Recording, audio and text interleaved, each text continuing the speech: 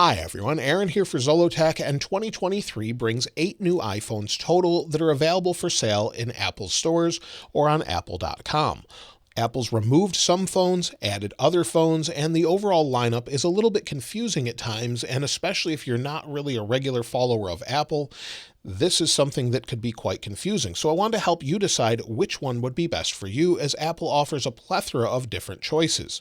And so starting from left to right, they've gotten rid of some that you can't get in the Apple Store, such as the 13 Pro and Pro Max, but you can get them at third-party retailers still. So those aren't included because of that reason. So this is everything offered new, and from left to right, we have the iPhone SE 3rd generation, then we have the iPhone 12, and all of them come in different colors, of course. Then we have the iPhone 13 mini, then we have the iPhone 13, then we have the iPhone 14, we have the iPhone 14 Plus, we have the iPhone 14 Pro, and then the iPhone 14 Pro Max. And so all of these phones offer something a little bit different than the other, but some of them are closer than you might think. So for this section of phones, from the iPhone SE all the way up to the iPhone 14 Plus, they're all made out of aluminum or aluminium and have glass on the back and front. So they're all very similar here. Once we get into the Pro and Pro Max, we have a stainless steel build around the outside edge and then glass on the back and front with ceramic shield. Most of these are going to hold up fairly well, and of course we have more cameras on the Pro phones as well. But if you want to protect the back of your phone, that's where the sponsor of today's video comes in, CaseCoo. They've sponsored this video, and you may have seen some of these cases in other videos that I have. It comes in clear blue or matching deep purple or space black colors. It's a protective case that adds grip and looks great, providing a raised bezel around the screen and camera, but also has a hidden stand built in. The stand allows for a 40 to 120 degree angle and has a magnet in the ring of the stand that supports MagSafe accessories and charging. I really like the look of them. They feel premium and seem to protect everything really well. So I'll link them in the description below. With the 14 Pro and Pro Max, they're definitely a little bit heavier than the others. They feel heavier given their stainless steel construction, and it's something to consider if that's going to bother you. I know some people were concerned about that. For me, it's not a big deal, as I've been using the Pro size phones with stainless steel for a while, but if you're coming from, say, an iPhone 11, you'll definitely feel the weight difference. Now, the displays are a huge consideration on all of these. The only LCD display is the iPhone SE 3rd generation. It's an LCD display, which means it doesn't flicker to control brightness or use PWM, so it's very easy on the eyes. All of them are above 300 pixels per inch, so they look good, but you're definitely going to have the least pixel density on the LCD on this phone. Everything else is an OLED phone. So the overall displays look good on all of them. They have good viewing angles, but PWM is the least on that phone with the SE. With the iPhone 12, of course, the 12 display, the 13 mini, and the 13 have very similar displays, as well as the 14. All of them are very, very similar as far as the displays, and the same is true with the 14 Plus. All of them have OLED displays, but they only go up to 60 Hertz. The big increase in quality is with the 14 Pro and 14 Pro Max. You can see they have an always-on display, and their resolution is super high for both of them. So it's great to use them as far as that goes. They have great viewing angles and go up to 2,000 nits of brightness when you're outside, or 1,600 nits of brightness when you're watching an HDR video. There is definitely a significant increase in quality when you're using these displays. Text looks sharper, everything just looks a little better, and ProMotion with 120 Hertz makes everything seem super smooth when you're scrolling. So if we go to the app library here and just scroll, it's just super smooth. And so those are differences that if you appreciate things like that, the Pros are definitely the way to go. We also, of course, have that dynamic island, which is new. So if we go into music, and let's just turn down the volume here, play a song, swipe home, it goes into the dynamic island. If we go into the clock and maybe start a stopwatch, swipe home, or start an alarm or timer rather, swipe home, it goes into the dynamic island. Tap it to go back into the app, press and hold to open up the overall menu at the top with the media player. So it's really nice for not only music, but other apps that utilize this. It's something that's nice. I wouldn't necessarily run out and buy one because of the dynamic island, but it's a nice way to integrate the camera and overall sensors into the front. So I really appreciate that, but the displays look really, really good on these phones. So definitely the best that way, and they don't bother me as far as PWM, as the rate is high enough, above 39%, that it's basically DC dimming, where it's not going to flicker at that rate. Anything that's lower may bother your eyes, but most people use the brightness a little higher than that. The specs on all of the phones are quite good, given that they're all at least an A14 Bionic CPU. So with the iPhone SE, we have an A15 Bionic. With the iPhone 12, we have the oldest A14 Bionic, and then we go to the A15 Bionic all the way up until the 14 Plus, and then we have the A16 Bionic in the Pro and Pro Max phones this year. We have anywhere from 4 to 6 gigabytes of RAM in all of them, and that seems to be enough for using different applications and for having them be nice and fast. As I swipe across here, nothing's really slow, you don't get a lot of stutters, and the overall experience is quite good. Now, I did want to show you a speed comparison the best I could, whether that's opening a game or even exporting 4K video, just to give you an idea of what it's like when you're using this as far as different tasks. So let's make sure everything's closed out as far as all the different apps. Make sure everything's closed on all of them. Now, all apps are closed on all of the phones, and I thought we'd just open Minecraft and see how quickly it loads. It's one of my family favorites, so we'll just open it up on all the devices. I made sure it's updated on all of them. There's no updates available, so we'll give it a moment. And let's see what we've got. It's taking a little bit longer on the 14 Plus and the iPhone 12 for some reason, but we'll give it a moment here to load. There we go. And it's still going on the iPhone 12 for some reason. Like I said, all apps are closed. There's nothing else going on in the background. So now we'll go through to play and see how quickly we can get through all of this. So again, we'll go to create new,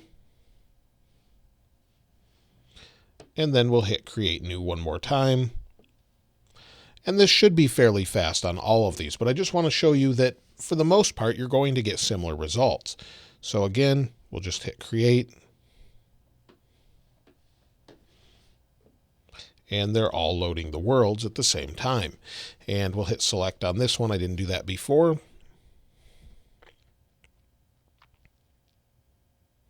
And you'll see they're all popping in at about the same time. So within seconds of each other. And I had to tap a couple extra buttons on one of them, but the 12 seems to be the slowest here for some reason. So for whatever reason it is, they're all in on all of the devices except the iPhone 12, which is technically the oldest processor. So that's probably why, but just wanted to show you that it's very, very similar. So they're all playable and ready to go. Now let's go ahead and try exporting 4K video. Now, as you can see, all of the phones have no other apps open other than iMovie. And so I have the same exact clip on all of the different phones, and it's the same iPod 4th generation movie in the beginning, and then a different video I've used before many times after that, for a total of 4 minutes and 3 seconds. So they're all the exact same clip, and as we scroll to the end, you can see that here. I just airdropped the same clip and then imported them to all of these. And so let's go ahead and see how long it takes to export this. Now, this isn't that intensive of a task anymore, but I thought we'd see how it compares on all the phones, as we should be fairly close. And I have a different phone, an iPhone XR here, so we can measure the time. So let's go ahead and hit done, and then we'll share all of these. Now we've got all of them ready to save. They're all saving to 4K, as you can see here on the SE3 and the iPhone 14 Pro Max. Let's go ahead and hit save and try and get it as close as we can. So we'll go ahead and hit save, and then we'll start the stopwatch.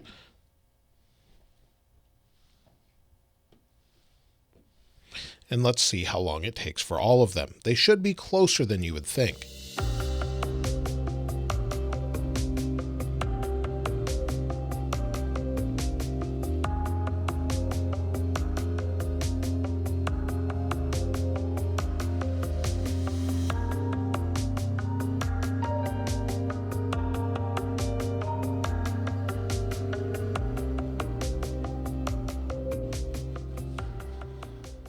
And so all of them were so close as far as their speed, basically in the order that I tapped save video on.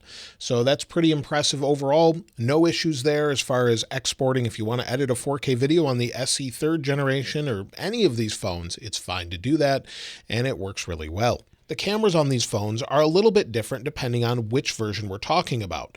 With this year's models, the iPhone 14 series in general, we got a big upgrade. With the iPhone SE, we have the worst camera. So we have a 7 megapixel camera that can record 1080p 30 frame per second video. With the iPhone 12 and all the way up to the 14 Pro Max, we have forward-facing cameras that can record in 4K 60 and 4K 60 Dolby Vision HDR. So it really depends on what you're looking for, but the best cameras for the forward-facing cameras are the 14 models, as they're all very similar other than the processors that's sort of processing the photo in general, meaning that we have autofocus and 12 megapixel cameras on all of them that are basically exactly the same. 12 megapixel f1.9 cameras with cinematic mode and Dolby Vision HDR. And we'll test that in just a moment. The rear cameras are very different depending on the phone though. With the iPhone SE, we have a single camera, and then with the non-Pro series phones, we have 2 cameras on each one of them, whether that's the Mini, the 13, the 14, or the 14 Plus. When we get to the 14 Pro Max and Pro, when we get to the iPhone 14 Pro and iPhone 14 Pro Max, of course we have 3 cameras, and that's where the big upgrade comes this year. So all of them are decent and can record 4K video, but with the 14 Pro and Pro Max, we have ProRes. We also have a 48 megapixel main camera. We have an ultra-wide telephoto, up to 3 times optical zoom, and then we can zoom in much further. And so I thought we'd compare all of the photos and video from all of the cameras that aren't the same. So with the SE, it's separate from all of the others. We have the 12. That's its own camera. The 13 Mini and the 13 are the same cameras. The 14 and 14 Plus are the same cameras, and the 14 Pro and the 14 Pro Max are the same cameras. So we'll compare all of them that are similar and show you the differences here.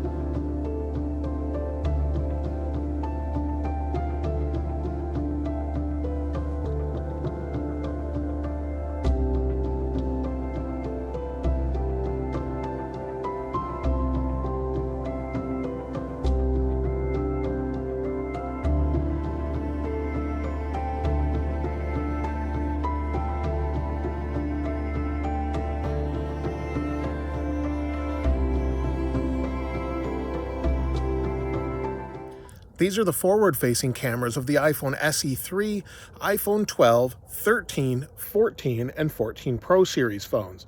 And so this gives you an idea of what the cameras are like overall, and also what the audio sounds like from the microphone of the 14 Pro Max and the 14 Pro, the iPhone 14 series, the iPhone 13 series, iPhone 12 series, and iPhone SE.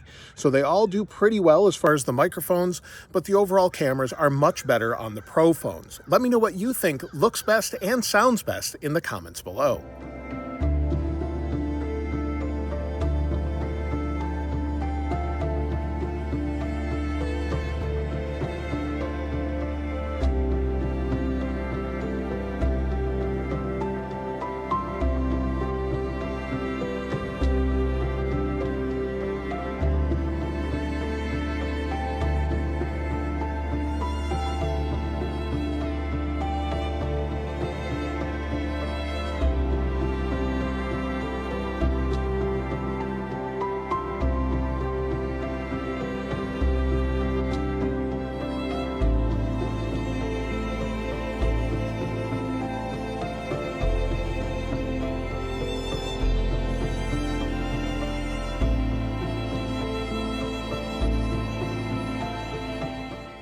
Now, with the photos and videos, I'd love to hear what you think about the difference between them in the comments below. Do you like the new cameras better? They definitely have a lot more detail with Apple Pro RAW and being able to really zoom in with a 48 megapixel camera, but some people like the overall processing better on the other phone. So let me know which one you like best in the comments below. Now, battery is going to be a huge factor in picking which phone is best for you. With the iPhone SE, we have the smallest battery, and you'll get about 4 to 5 hours of battery life. With the iPhone 12, 6 to 7 hours. With the iPhone 13 mini, 5.5 to 6.5 hours. Now, this is all subjective to how you use your phone. With the iPhone 13 and 14, very similar battery life, about 6.5 to 7.5 hours of screen on time. With the iPhone 14 Plus, you're going to get about 9.5 to 10 hours of screen on time, and that's going to be very similar to the 14 Pro Max. So with the 14 Pro Max and the 14 Plus, they're going to be very similar depending on what you're doing. In some cases, the 14 Plus is better. In the other cases, the 14 Pro Max is better. So again, it really depends on what you're doing. With the 14 Pro, 7 to 8 hours of screen on time. So all of them should get you through the day with the exception of maybe the iPhone SE and the iPhone 13 mini. Otherwise, most of them will get you through the day. And if you need to charge, they all charge pretty quickly, about 50% in 30 minutes. However, the iPhone SE does not have MagSafe, so it doesn't have a magnetic ring in the back to attach it to a charger, but it will wirelessly charge. But they all have Lightning and can charge that way. All of them have stereo speakers that are pretty good. With the newest phones, they're a little bit louder. Other than that, they're very similar, with the exception of the iPhone SE. I'd say the overall sound of it is okay, but it's not as wide as the others. But it's really hard to understand the difference just from a microphone here. But in general, they're all pretty good. Anything with the squared off design is going to sound very similar to the other phones. However, when my wife went from the iPhone 12 Pro that we don't have here, that Apple no longer offers, to the iPhone 14 Pro, she actually thought the 12 Pro sounded a little bit better. But it's a very subjective thing, as I actually prefer the 14 Pro. As far as reception, well, they all have 5G. They all have Qualcomm 5G modems, but the latest phones have an upgraded version of that, and some of them, such as the iPhone SE, doesn't feature millimeter wave. So we have no place for a millimeter wave antenna. So as you can see there, we don't have one. With the iPhone 12, we do have one. So we start to get that millimeter wave antenna. And as far as SIM cards, we don't have a SIM card tray on the latest Pro and Pro Max phones, at least in the United States. This isn't much of an issue, but it may be a consideration if you're going to travel. The same is true with the iPhone 14 phones. So again, no SIM card. So on all of the latest models, no SIM cards in the US. However, it's very easy just to press a button and transfer your SIM card over with an eSIM. The iPhone 14 series phones get two features that we haven't had before that may be very important to you. One is crash detection. So if you're in an emergency and you're in a crash, it will detect it and call emergency services for you if you can't get to your phone, and then they'll come and locate you and try and help you out that way. That's built into each one of the iPhone 14 series devices. We also have emergency SOS with satellite connectivity. So maybe you're in the middle of nowhere, or maybe there's just a cell tower issue in that area. You can still get connections back if you need some help. And this has actually been used successfully a few times already. It's rolling out to different countries, but if we go into our settings, within settings, if you go to emergency SOS and scroll to the bottom, you can see at the bottom it says emergency SOS via satellite. And you can try a demo just to see how it works so you get an idea of that. If you're out in the open, it can help you pick up a satellite, and you'll see here it will turn off cellular to demo this, and we're inside so you won't have a clear view of the sky, but it will try and look for a signal and then point you in the direction of that satellite. So you'll see as I turn here, it thinks it's over there, but I am in a building, so it may be hard to get that signal overall. But it helps you do that. It says poor connection, connected, even though I'm inside, and then I can send messages back and forth as needed, where it will text, and it shows you that here. So it will ask you a set of questions and then help you out. So this is a great feature to have and may be important for your use. So it really depends if you go out and maybe you're in the woods a lot, or maybe you're just in an area with poor connectivity and you might need that if you were in an emergency. So you may want to consider that with the latest phones. Now, each one of these phones has some sort of dust and water protection, but it varies depending on the model. Now, Apple does not cover water damage at all, so typically if you're going to go swimming with a phone, you'll want to put it in a waterproof case. However, they are sealed, at least some. So with the iPhone SE, it has an IP67 rating for 1 meter for up to 30 minutes. With all of the other phones, we have 6 meters for up to 30 minutes with IP68 ratings. So if that's important to you, definitely opt for these phones here, anything newer than the iPhone SE. And as far as which phone you should choose, well, that's going to vary greatly depending on your use. Of course, if you want the very top with an always-on display, ProMotion for that smoothness, you're going to want to go for the iPhone 14 Pro or Pro Max. Personally, I go with the 14 Pro Max because it offers that display. I like the larger display, and it has the best cameras. I often use them for YouTube videos, and there is some odd processing from time to time, but I typically prefer the larger size phones as my hands are large and it fits quite nicely. However, as far as the overall expense, they are quite expensive. So depending on what you have available as far as your budget or what you can get, I would get the very best that you possibly can. So as far as all of these phones, they'll all get the job done. But if you're going for battery life, go for the 14 Plus or 14 Pro Max or a used 13 Pro Max. The same is true for the screens. Personally, I wouldn't buy a 14 Plus. I would go for a 13 Pro Max since it has last year's processor in it. And then you'll get better cameras and a larger screen with ProMotion and a brighter screen in general. All of them are quite good. They'll all get the job done, but personally, I would pick the Pro phones or maybe last year's 13 Pro or Pro Max. Otherwise, if you really need Touch ID, the SE is fine, but it may not meet up to your battery life standards. So it really depends on what works best for you, of course, and all of them will get updates for many, many years. But personally, I pick the Pro phones just because of that display and the cameras. I wouldn't consider them just because of the dynamic island. I wouldn't buy them just for that reason, but it's nice to have. Again, all of them will get updates for many years, probably at least 5 more years with security updates after that. But let me know which one works best for you. What have you picked this year or planning to pick up? I'd love to hear from you in the comments below. And if you'd like to get your hands on this wallpaper I made, I'll link it in the description like I always do. If you haven't subscribed already though, please subscribe. And if you enjoyed the video, please give it a like. As always, thanks for watching. This is Aaron. I'll see you next time.